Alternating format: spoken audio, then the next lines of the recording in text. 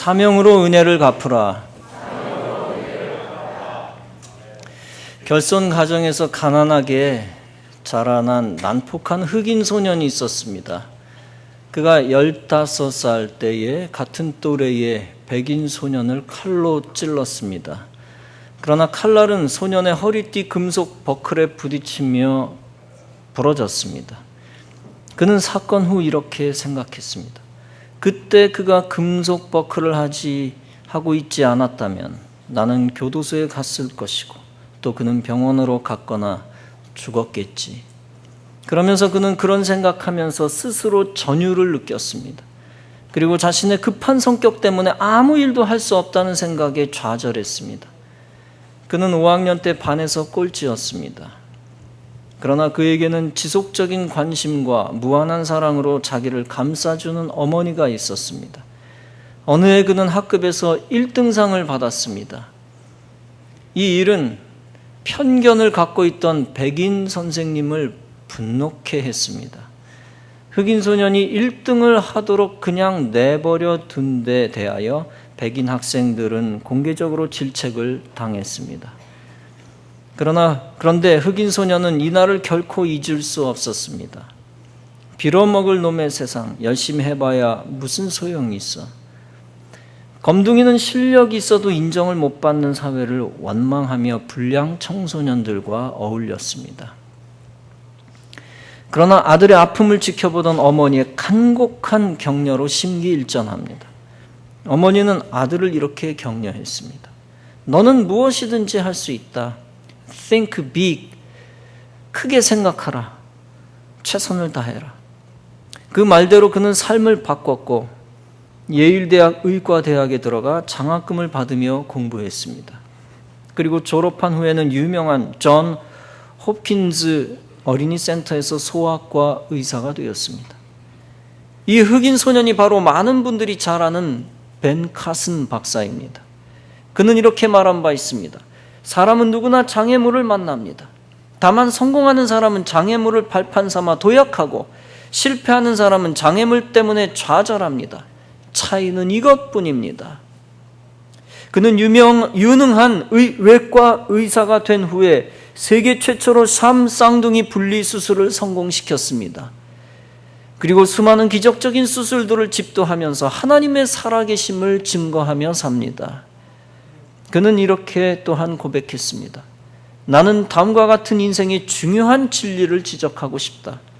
즉, 나는 혼자서는 할 수 없다는 것이다. 나는 계속해서 하나님의 도움을 받아왔다. 벤 카스는 또한 사람들의 은혜에 대해서도 잊지 않고 이렇게 말했습니다. 하나님은 나에게 재능을 부여하셨지만 다른 사람들이 최선을 다해 자신들의 재능을 나에게 베풀지 않았다면 나는 하나님이 나에게 주신 재능들을 인식하지 못하고 사용하지도 못했을 것이다. 여러분, 이 이야기에서 주목해야 할 것이 있습니다. 그것은 벤 카슨이 교도소에 가지 않고 기사회생한 것은 하나님의 은혜였다는 것입니다. 하나님이 벤 카슨을 쓰시려고 무분별한 벤 카슨의 칼끝도 다스리신 것입니다. 그리고 결정적으로 교도소에 가지 않고 오히려 성공한 것은 또한 어머니의 은혜였다는 것입니다. 하나님의 은혜, 또한 어머니의 은혜가 없었다면 그는 크게 쓰임받을 수 없었을 것입니다. 더 나아가 많은 사람들의 도움이 없었다면 그는 재능을 발휘할 수 없었을 것입니다. 우리가 주목해야 할 것은 그가 인생의 위기를 넘긴 뒤에 사명으로 은혜를 갚았다는 것입니다. 인생의 위기를 넘기고 성공한 다음에 자신의 쾌락을 추구하지 않았습니다. 그는 하나님과 사람에게 받은 은혜를 사명으로 갚으려 했었습니다. 사람에게 다시 유익을 주는 삶을 살았고 하나님께 영광 돌리는 삶을 살았습니다. 여러분, 인생에는 매 고비고비 위기 상황이 있습니다. 탈락의 위기, 질병의 위기, 결별의 위기, 죽음의 위기, 절망의 위기, 영적 멸망의 위기가 있습니다. 그 위기 때마다 건져주신 하나님의 은혜를 생각해야 합니다. 그리고 그 은혜를 생각만 하고 그치는 수준에서 벗어나 더 올라가 그 은혜를 갚아야 합니다. 특히 하나님 믿는 사람은 사명으로 은혜를 갚아야 하는 것입니다. 오늘 본문의 사도 바울은 사명으로 은혜를 갚고자 하는 신앙 고백을 보여주고 있습니다. 그는 고린도 교인들에게 강조합니다. 부활하신 예수님이 게바에게 보이시고 12제자와 500여 형제들에게 보이셨다. 그 후에 야고보에게 보이셨으며 그 후에 모든 사도에게 보이셨다. 그리고 본문에서 바울은 말씀합니다. 그리고 맨 나중에 만삭되지 못하여 난자 같은 내게도 보이셨느니라. 나는 사도 중에 지극히 작은 자라. 내가 하나님의 교회를 핍박하였으므로 사도라 칭함을 받기에 감당치 못할 자로다. 즉 바울 자신은 사도 중에 가장 비천한 자라는 것입니다. 왜냐하면 기존 사도들처럼 예수님의 얼굴을 직접 본 것이 아니었기 때문입니다. 그리고 자신이 옛날에 예수를 핍박하던 자였기 때문에 더욱 부끄럽다는 것입니다. 사도행전 7장은 거룩하게 순교한 스데반에 대하여 이렇게 말씀하고 있습니다. 사울이 그의 죽임당함을 마땅히 여기더라. 사울이란 이름은 회개하여 바울이 되기 전의 이름입니다. 옛날 이름입니다. 사도행전 8장은 이렇게 말씀한 바 있습니다. 사울이 교회를 잔멸할세 각 집에 들어가 남녀를 끌어다가 옥에 넘기니라. 이렇게 바울은 예수님과 교회와 예수 믿는 사람을 핍박하던 악질 안티크리스찬이었습니다. 바울 자신은 자기를 죄인 중에 괴순이라 라고 표현하기도 했습니다. 그런 그를 하나님이 사용하시려고 은혜의 기회를 주셨습니다. 악질 사울을 쳐 죽이지 않으시고 오히려 생명의 기회를 주셨습니다. 사울이 예수 믿는 사람을 잡아들이려고 다메섹으로 가고 있었습니다. 다메섹에 가까이 가다가 호련히 하늘로부터 빛이 그를 둘러 비췄습니다. 사울이 땅에 엎어져서 다음과 같은 하늘의 소리를 듣습니다. 사울아 사울아 내가 어찌하여 나를 핍박하느냐. 나는 내가 핍박하는 예수라. 사울이 땅에서 일어났지만 눈을 뜰 수가 없었습니다. 그러나 하나님은 그에게 사명을 주시며 도움을 주셨습니다. 내가 일어나 성으로 들어가라. 행할 것을 네게 이를 자가 있느니라. 그는 사람의 손에 이끌려 다메섹으로 들어갔습니다. 3일 동안 보지 못하고 식음을 전폐합니다. 그때 하나님이 아나니아라는 제자를 사용하여 바울을 돕습니다. 아나니아가 사울이 성령 충만하라고 사울에게 안수합니다. 즉시 사울의 눈에서 비늘 같은 것이 벗어져 다시 시력을 회복하게 됩니다. 그리고 일어나 세례를 받고 음식을 먹고 강건해집니다. 바울은 받은 은혜를 다시 사명으로 갚기 시작합니다. 다메섹에 있는 회당에서 예수가 하나님의 아들이심을 전파합니다. 사도행전 9장은 말씀합니다. 사울은 힘을 더 얻어 예수를 그리스도라 증명하여 다메섹에 있는 유대인들을 굴복시키니라. 여러 날이 지남에 유대인들이 사울 죽이기를 공모하더니, 즉 이제 은혜 받은 바울이 사명으로 은혜를 갚으려 할 때에 생명의 위협을 느꼈다는 것입니다. 그럼에도 불구하고 바울은 목숨 걸고 하나님의 은혜를 갚기 시작했다는 것입니다. 목숨 걸고 은혜를 갚는 바울의 행동에 은혜가 본문에 나타나 있습니다. 나의 나된 것은 하나님의 은혜로 된 것이니 내게 주신 그의 은혜가 헛되지 아니하며 내가 모든 사도보다 더 많이 수고하였으니 내가 수고한 것이 아니요 오직 나와 함께 하신 하나님의 은혜로다. 바울은 첫째, 구원받지 못할 자를 구원하신 하나님의 은혜를 생각하고 있습니다. 둘째, 그는 사도로서 자격이 없지만 사도로 택하신 하나님의 은혜를 생각하고 있습니다. 셋째, 그는 이방 민족을 위한 사도로 바울을 보내신 하나님의 은혜를 생각하고 있습니다. 그는 나는 사명으로 은혜를 갚고 있다고 밝히면서도 겸손하게 신앙 고백하고 있습니다. 내가 모든 사도보다 더 많이 수고하였다. 그러나 내가 아니요 오직 하나님이 함께 하신 하나님의 은혜로다. 이것은 바울 자신의 업적을 자랑하기 위한 말이 아닙니다. 그는 배후에 역사하신 하나님의 은혜를 강조하고 있습니다. 그 은혜를 갚기 위해 구원의 복음, 그리스도의 십자가와 부활을 전파했습니다. 그래서 나나 그들이나 이같이 전파하매 라고 기록하고 있습니다. 사랑하는 성도 여러분, 우리 인생도 마찬가지입니다. 우리도 구원받아 천국에 갈 수 있게 된 은혜를 깊이 알아야 합니다. 그리고 그 은혜를 갚는 생활을 해야 합니다. 또한 인생 살다가 죽을 위기에서 살아난 경험이 있는 사람도 역시 그 은혜를 알아야 합니다. 그리고 수많은 크고 작은 위기에서 헤어났던 은혜의 사건들을 알아야 합니다. 분명히 살아온 날 속에서 주의 은혜로 물질적 위기를 모면한 적도 있었을 것입니다. 절망적인 상황에서 하나님이 건강 주신 적이 있고 일이 형통하는 기회를 주신 적도 있었을 것입니다. 그리고 앞으로도 물질적 어려움에서 또 건져주실 것입니다. 하나님은 또다시 여러분의 건강을 회복시켜 주실 것이고 또 형통의 기회를 주실 것입니다. 돌이켜보면 분명히 살아온 수많은 날들 속에서 하나님이 주신 인복이 있습니다. 하나님이 위기 상황 속에서 사람 보내주셔서 도우신 사건도 많았을 것입니다. 그리고 앞으로도 분명히 또 필요한 사람을 붙여주실 것입니다. 지나온 날을 돌이켜보면 영적 은혜를 받은 적이 한두 번이 아닐 것입니다. 우선 하나님은 우리가 전도받아 구원받게 하셨고 믿음의 부모를 만나 구원받게 하셨습니다. 또 믿음이 떨어져 세상에서 방황할 때 말씀을 주시고 믿음의 사건을 주셔서 돌아오게 하셨습니다. 교회 생활이 어려울 때 믿음의 동지들을 만나 힘을 주신 사건도 있습니다. 어떤 이는 사도 바울처럼 과거에 교회를 욕하고 교인을 욕하며 살았던 자도 있습니다. 그러나 하나님이 특별히 사랑하셔서 이제 교인이 되었고 구원받아 예배드리는 사람도 있습니다. 그런 사람은 얼마나 큰 은혜를 받은 자인지 모릅니다. 이처럼 하나님의 은혜를 다 몰라서 그렇지 하나님의 은혜를 받지 않은 사람은 하나도 없습니다. 그리고 지금도 하나님의 은혜는 계속 여러분 가운데 임하고 있습니다. 그런 하나님의 은혜의 사명으로 은혜 갚는 신앙생활이 중요합니다. 사도 바울처럼 내가 나 된 것은 하나님의 은혜로 된 것이다 라는 신앙 고백이 필요합니다. 사도 바울은 목숨을 내어놓고 복음 전하며 하나님 주신 은혜를 갚으려 했습니다.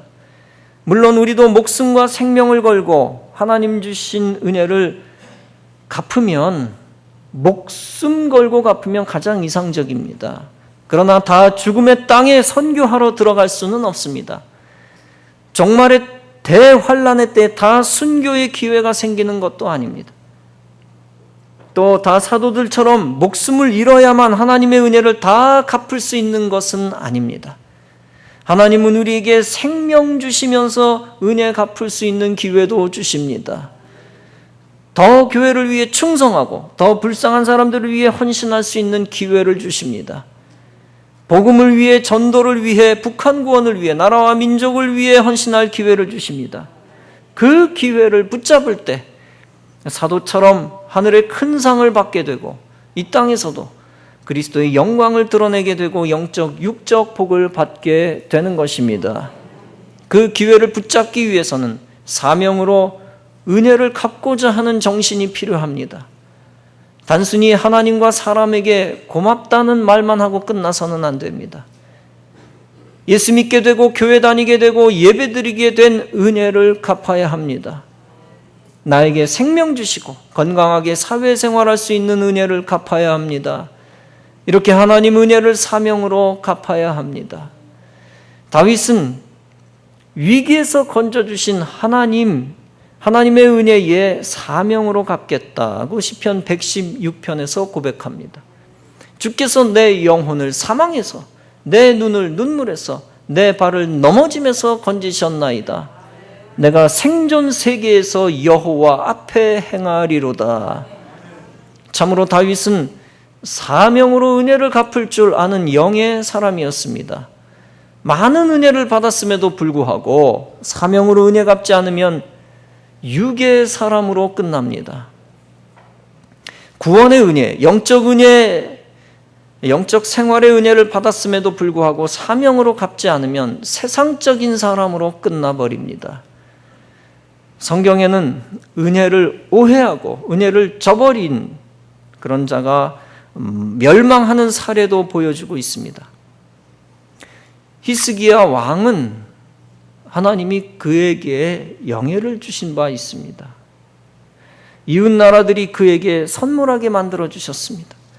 더욱이 바벨론 왕까지 사자를 보내어 그에게 아첨하고 환심을 사려 했던 상황도 만들어 주셨습니다. 그러나 이에 교만해진 그는 그 자신을 우상화하여 하나님을 무시했습니다.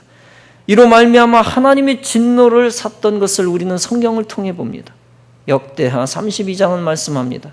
히스기야가 마음이 교만하여 그 받은 은혜를 보답지 아니함으로 진노가 그와 유다와 예루살렘에 임하게 되었더니, 물론 나중에 그가 회개하여 히스기야 생전에는 하나님의 노가 임하지는 않았습니다. 암몬 왕 나하스의 아들이 있었습니다. 그는 호의를 악으로 갚은 사람이었습니다. 처음에 다윗은 암몬 왕 나하스로부터 은혜를 받은 바 있습니다. 그래서 그 은혜를 생각하며 암몬 왕의 아들 한운에게 은총을 베풉니다. 다윗은 신하들을 한운에게 보냅니다. 그의 아버지 나하스의 장례를 위해 조문 보낸 것입니다. 그러나 한운의 신하들은 다윗의 신하들을 의심합니다. 자기 나라를 정탐하러 왔다라고 생각하고 모욕을 줍니다. 수염의 절반을 잘라버리고 하체가 드러나도록 옷을 잘라버립니다. 신하들은 수치 때문에 다윗의 왕궁으로 바로 가지 못하고 여리고에 한동안 머뭅니다. 이 일로 다윗의 분노를 삽니다. 나중에 암몬 사람들은 다윗과 전쟁하기 위해 여러 나라에서 용병을 삽니다. 다윗의 군대 장관 요압은 그러나 하나님이 승리 주실 것을 확신하고 전쟁에 임합니다. 결국 믿음으로 무장한 요압의 군대는 쉽게 암몬과 그의 용병들을 이깁니다. 은혜를 악의로 해석하고 선을 악으로 갚았던 자의 종말을 상징하는 이야기입니다. 쉽게 말하면 은혜를 모르는 개인이나 나라는 결국 종말을 고할 수밖에 없습니다. 반대로 구약의 요셉은 하나님의 은혜를 아는 사람이었습니다. 요셉은 억울하게 감옥에 갇혀 수년 고생했습니다. 그러나 그럼에도 불구하고 그는 하나님의 은혜를 항상 기억하며 사명을 준비했습니다. 그래서 창세기 41장에서 이렇게 말합니다. 요셉이 바로에게 대답하여 가로되 이는 내게 있는 것이 아니라 하나님이 바로에게 평안한 대답을 하시리이다. 즉 자신의 공로를 전혀 내세우지 않고 하나님이 하실 것을 강조하고 있는 것입니다. 요셉은 은혜를 아는 사람이었습니다. 하나님의 공로를 가로채려 하지 않고 오직 하나님께만 영광을 돌렸습니다. 여러분, 요셉의 고백은 사도 바울의 고백과 같은 것입니다. 우리도 언제나 하나님이 하셨습니다. 하나님이 주신 은혜입니다. 라고 고백할 수 있어야 할 것입니다. 내가 결혼 생활하는 것, 군 생활의 위기를 넘긴 것, 직장 생활 잘한 것, 다 하나님이 하신 것이라고 고백해야 합니다. 내가 직분을 갖고 신앙생활 오래 한 것, 전도하여 열매 맺은 것, 선교회장, 속장으로 오랫동안 사명 감당한 것, 다 하나님이 하셨습니다. 라고 고백해야 합니다. 그때 하나님은 더 귀한 사명을 예비하시고 맡기실 것이고 더 큰 축복으로 함께 하실 것입니다. 1840년 리빙스턴이 제1차 아프리카 선교를 마치고 귀국할 때였습니다. 영국 국민들은 그를 천사 대하듯 환영했습니다. 그리고 케임브리지 대학과 옥스퍼드 대학에서 서로 다투어 그에게 박사 학위를 수여했습니다. 이렇듯 그가 가는 곳마다 떠들썩하게 환호했습니다. 그러나 그는 케임브리지 대학에서 다음과 같은 귀한 보고를 했습니다. 하나님께서 제게 아프리카 전도의 사명을 허락하신 것을 감사드립니다. 저는 희생 봉사한 사람이라는 찬사를 받을 자격이 없습니다. 제가 한 일은 다만 하나님께 받은 바 결코 갚을 수 없는 은총의 10,000분의 1이라도 갚으려는 것에 불과했기 때문입니다. 그렇습니다. 우리도 모든 받은 은혜를 사명으로 갚아야 할 것입니다. 누가복음 7장에 우리가 잘 아는 향유 담은 옥합을 예수께 드린 여인이 나옵니다. 그 여자는 모두가 아는 죄인이었습니다. 그 여자가 그토록 비싼 향유 옥합을 깨뜨리고 예수님께 부어드린 이유가 무엇이었습니까? 그 이유는 예수님의 말씀에서 추론할 수 있습니다. 저의 사랑함이 많았기 때문이었다. 사랑을 받은 일이 적은 자는 적게 사랑하느니라. 이 말은 달리 말하면 많이 사랑함을 받은 사람은 많이 사랑한다는 말입니다. 구체적인 사랑을 많이 받은 자는 주님을 향한 사랑의 표현으로서 물질도 드리는 것을 우리는 볼 수 있습니다. 삭개오는 주님이 특별히 사랑해 주시는 은혜를 받았습니다. 그는 세금 거두는 관리로서 많은 사람에게 미움을 받았습니다. 그러나 예수님은 삭개오를 품어주셨습니다. 예수님을 사모하며 뽕나무에 올라갔던 그를 예수님이 귀하게 보시고 그의 열정을 좋게 보셨습니다. 예수님은 내가 오늘 네 집에 유하여야 하겠다고 구원의 기회를 주셨습니다. 삭개오는 감격하여 사명으로 예수님께 고백하며 결심합니다. 내 소유의 절반을 가난한 사람에게 주겠습니다. 만일 누구의 것을 빼앗은 것이 있다면 4배로 갚겠습니다. 쉽게 말하면 주 뜻대로 물질을 사용하겠다는 신앙적, 사명적 고백입니다. 즉 물질적 사명으로 예수님의 은혜에 보답하고 있는 것입니다. 그에게 가지고 있는 장점, 거대한 물질을 사명적으로 사용하겠다는 겁니다. 그때 예수님이 칭찬하시고 구원을 선포하십니다. 오늘 구원이 이 집에 이르렀으니 이 사람도 아브라함의 자손이로다. 존 뉴턴이라는 사람이 있었습니다. 그는 1725년 경건하고 체험 있는 그리스도인인 어머니의 아들로 태어났습니다. 뉴턴의 어머니는 많은 기도와 눈물로 아들을 돌보면서 그를 목사로 기르고자 했습니다. 그러나 뉴턴이 6살 때 그녀는 하나님의 부르심을 받아 소천하였습니다. 그의 아버지는 뱃사람이었고 뉴턴의 어머니가 죽자 그 다음에 곧바로 재혼을 하였습니다. 이 일 후에 뉴턴의 행실이 삐뚤어지기 시작했습니다. 항해 중 못된 선원들과 어울리며 악한 행실을 일삼았습니다. 전쟁이 일어나자 뉴턴은 군인이 되어 군함에 승선케 되었고 사악한 행동을 낙과 습관으로 삼았습니다. 얼마 후 그는 탈영했다가 붙잡혀 중범죄자가 되기도 했습니다. 우여곡절 끝에 그는 이제 노예선의 선장이 되어 노예를 사고 팔았습니다. 아프리카에서 흑인들을 헐값에 사서 백인들의 농장에 팔아넘겼습니다. 노예에 대한 행동도 그가 회고한 것 같이 흉악한 노예상이었습니다. 나는 흉악한 노예상이었다. 그러나 그에게도 하나님의 때가 이르렀습니다. 그는 노예 무역을 끝내고 고향으로 돌아오는 길에 큰 폭풍우를 만났습니다. 배는 파손되었습니다. 그는 임박한 죽음 앞에 성경 말씀을 떠올리며 자신의 영혼의 종말에 대해 두려워했습니다. 만일 하나님이 살아계신다면 자신을 용서받을 수 없다고 생각하며 최악의 상황을 기다렸습니다. 그런데 이렇게 뉴턴의 영혼을 하나님이 불쌍히 여기셨습니다. 주님은 멸시치 않고 그의 기도를 들으셨습니다. 배가 파손된 지 4주 만에 뉴턴과 선원들은 모두 구조되었습니다. 그는 이를 하나님의 손길로 믿고 기도하기 시작했습니다. 그는 예수님을 구주로 영접하였고 하나님의 종이 되었습니다. 마침내 그는 비인도적인 노예 사업을 포기했습니다. 뉴턴은 자신에게 주어진 여가 시간을 어떻게 하면 잘 이용할 수 있을까 생각했습니다.